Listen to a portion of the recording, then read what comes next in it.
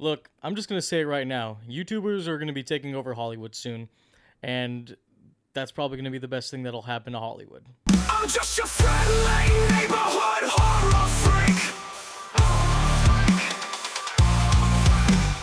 Backrooms was directed by Kane Parsons, or Kane Pixels, whatever the hell he goes by now. And in this film, we follow Clark, played by Chiwetel Ejiofor, a struggling furniture store owner who stumbles upon a mysterious doorway leading into an endless labyrinth known as the Backrooms, a place where reality itself begins to unravel. Now, full disclosure, I am not very well versed in the whole Backrooms lore. I never really read the creepypasta, but of course, as a horror fan, I know what it is. I have seen the short film, which people have gone on record saying it's one of the best horror short films ever made, and I think it's really good. I think it's very impressive what Kane Parsons, or Kane Pixels, like I said, I have no idea what the hell name he goes by now. I think it was very impressive on how he was able to do that using 3D animation and using a VHS filter to actually make it look real. It's very impressive, and the fact that he did that at 16 years old is something to be very proud of. And the fact that A24 actually gave him $10 million to turn his short film into a full-length feature film is something that is every filmmaker's dream. And the fact that he was able to do this at 19 years old, and apparently he just turned 20 recently, I mean, again, that is literally a filmmaker's wet dream. I was really going into this film with some mid expectations. The trailers itself looked really good, but as I said, I wasn't very well versed in the whole Backrooms lore, but I've seen the short film and I've seen TikToks here and there explaining the Backrooms, so I went in knowing enough and kind of getting an idea of what I was going into. And coming out of the theater a couple hours ago, I gotta say, I was actually pretty surprised with this movie. This is not a flawless movie by any means. This is a movie that I definitely do have some problems with, but overall, what a fucking debut for Kane Parsons. I mean, this is a fantastic debut, and overall, I will say this, Backrooms is a really damn good horror film, but there is one thing I will say before I get on with the rest of the review, and that is basically, if you are somebody that does not like ambiguity, and you prefer to have concrete answers, and you want everything explained, you want to have a scene where an old elderly lady tells you the entire backstory of the Backrooms, if you want that, and if you don't want anything that'll confuse you, make you scratch your head, or require you to watch an hour-long and analyzed video explaining what the ending of the movie means, you are not going to like this movie. Plain and simple, you just won't. But if you're somebody that really does appreciate ambiguity and filmmakers that actually decide to take risks with their projects, then this is a movie that I can recommend, but I would still say proceed with caution, because there's a lot to love about this film, and there's also a couple things about this film that I unfortunately did not love. So let's get into the things I liked the most. And that really has to do with the aesthetic of the film itself. I mean, the production design in this film is fantastic. Whoever did the production design, whoever built these sets, give them a raise, give them more work, because this was absolutely fantastic. I mean, I can only imagine what this would have looked like if it was filmed on IMAX, because you really do feel like you are in the back rooms with these characters. I mean, they did a hell of a job recreating this. It looks fantastic. It gives off this automatic creepy vibe, which the short film and the miniseries has already done for us, but being able to see it with a big $10 million budget and showing it on a big theater screen, I was absolutely immersed watching this. I thought all the sequences that took place in the Backrooms, of course, are the best parts of the movie. I mean, the movie's called Backrooms, so of course you want to be able to go to this movie expecting the Backrooms to be great, and they're awesome. All the sequences that involve the Backrooms are just A-plus material. I loved absolutely every second of it. And one thing I also really appreciated that they did is that they also kind of used a little bit of the found footage aspect. The cold open to this movie is basically what the miniseries would do as an episode. It is a found footage POV where we see this person running around the back rooms and they're witnessing a bunch of crazy shit, but they're doing it, of course, with a bigger budget, and I thought they did fantastic. I think it is probably my favorite sequence in the entire film, and I love the fact that they included the found footage aspect because, of course, all the Backrooms miniseries episodes are found footage. I love the fact that they didn't just include this like saying, hey, Backrooms is popular for being found footage, so let's just add a sequence here and there. The found footage sequences performances in this movie actually make sense. And I really love what they did with it. I also love the fact that this movie didn't really rely on a whole lot of jump scares. If I'm being honest, I think maybe there was only one, and even then it wasn't, shown with a big loud jolt of noise. The jump scares in this film actually feel somewhat earned.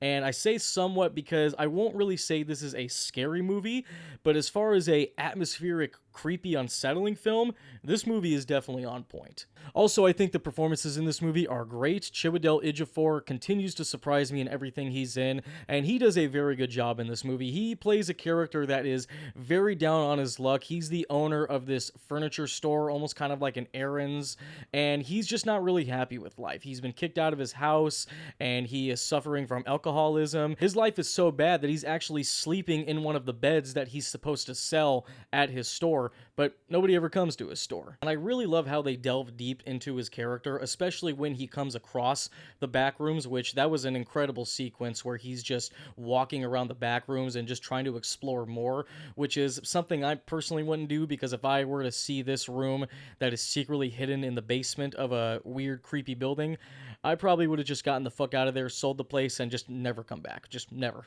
But I really love how they delve deep into the psychological torture of this guy as he slowly starts to become more obsessed with these back rooms. And it was to the point where I thought they nailed it, but I do wish they would have done more of it, and I'll get into that a little bit more when it gets into the mixed aspect. But overall, I thought they did a really good job. Again, Chiwetel Ejiofor does a fantastic job in this movie, and the lead actress in this film, whose name I'm not even really going to try to pronounce, so I'll just play this. Renate Reinsve. I also think she does a really good job at playing the therapist of Chiwetel's character. The music, of course, is also fantastic. Kane Parsons apparently actually also did the music with another person, and it's really great. It definitely reminds me of something that Kubrick would have used in some of his movies. I think the music is very unsettling, very creepy, and it really helps with the movie that is going for the big atmospheric look, and it's fantastic. I loved the music in this film. Now getting into the things that I think they could have improved on, and that really narrows down back to the therapist character Mary. While I do like her character in this film, and I do think she does a good job for the most part, unfortunately the script doesn't really give her a whole lot to work with. Throughout the film we cut back to her and she kind of has like these flashbacks where she's a child, and it shows that her mom was kind of this inclusive schizophrenic woman, and we don't really get a whole lot with those flashbacks. They're so brief and minute that it's almost the same as just not showing any flashbacks. I thought personally they were kind of pointless. I don't know if it has anything to do with the lore or not. I haven't done research, so I probably might get some people commenting saying, you didn't watch the miniseries, you didn't read up on the creepypastas, so I don't care about your opinion.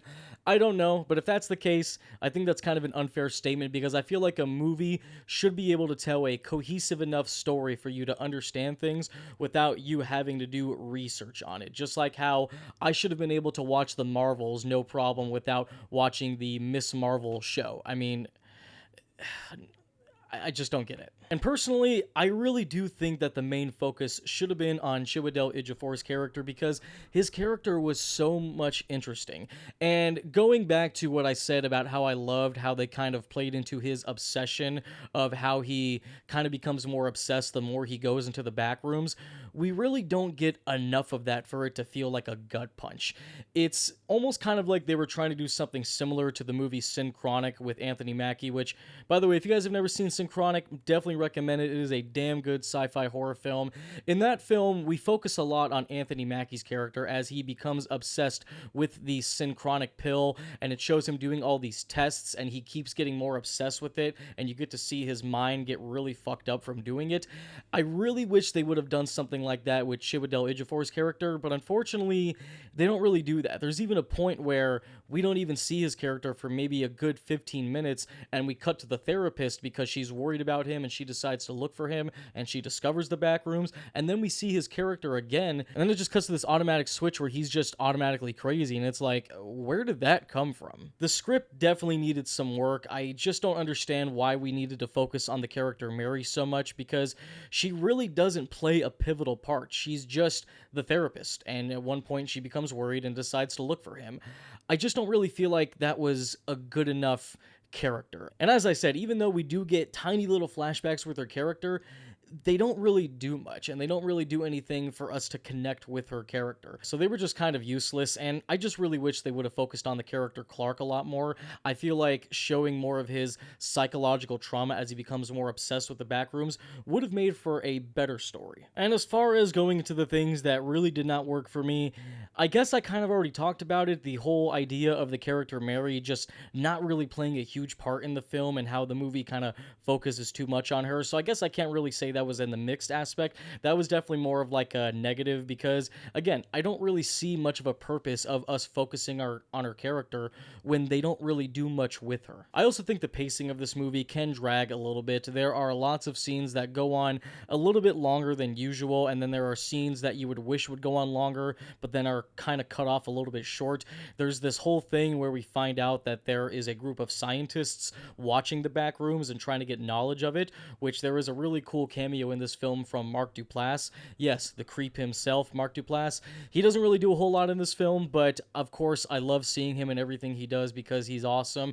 Again, if you guys have also never seen the Creep films, would recommend that as well because they're pretty damn creepy. But I do think maybe my opinion might change on this film if they decide to go with a sequel, which, considering how very popular Backrooms is, I guarantee this movie is going to make quite a bit of money. So there is a chance that we could get a sequel which explores a little bit more into the film, but I guess you could also say that even the scientists in this film don't even really know what's going on. There's even a point where one of them goes, "We have no idea what this is. Our plan is just to figure out more about it." And even the miniseries, they don't really explain a whole lot about it either. And again, I do like ambiguity, but to a extent. I feel like there should be enough to kind of explain a little bit of what the idea is without going into heavy exposition. And unfortunately, this movie doesn't do a whole lot of it, so I don't really know if there's a whole lot in the lore that I'm missing that maybe if I read, I would appreciate it more. But I'm talking about the film itself. So if you have to read up into lore just to get the actual story of the film, I don't think that was the best way to go about the story. If you guys used to watch my old YouTube channel, you would know that I used to give movies grades, but instead of doing that, I decided to actually do something different this time. So I'm going to give a quote to Backrooms, and what I'll say is, Backrooms is a very effective, creepy, atmospheric horror film with great performances, but somewhere falls flat towards the end and definitely needed a couple rewrites. So those are my thoughts on Backrooms, guys. Did you see this movie? Did you love it? Did you hate it? Do you want to see a sequel? Do you want to see this continue as a TV series? Do you think YouTubers are going to take over Hollywood? Do you think that this can open the door to get more creepypastas made into horror films? Because the first attempt definitely was not the best. Let me know what you guys think in the comments below. If you guys are new to the channel, consider hitting that subscribe button and ringing the bell notification to get notifications whenever I post more videos. I do apologize for kind of slacking lately. I've been really busy with trying to get my film Barrett done, which it's going to be premiering on June 27th. So if you live in the Arizona area, consider getting your tickets and coming out to see it. You can even meet me. I will leave a link in the description down below so you can get your tickets. But look forward to some more reviews coming soon because I got a lot of catching up to do. Otherwise, guys, thank you so much for watching, and I will see you guys next time in your neighborhood. I'm just your friend.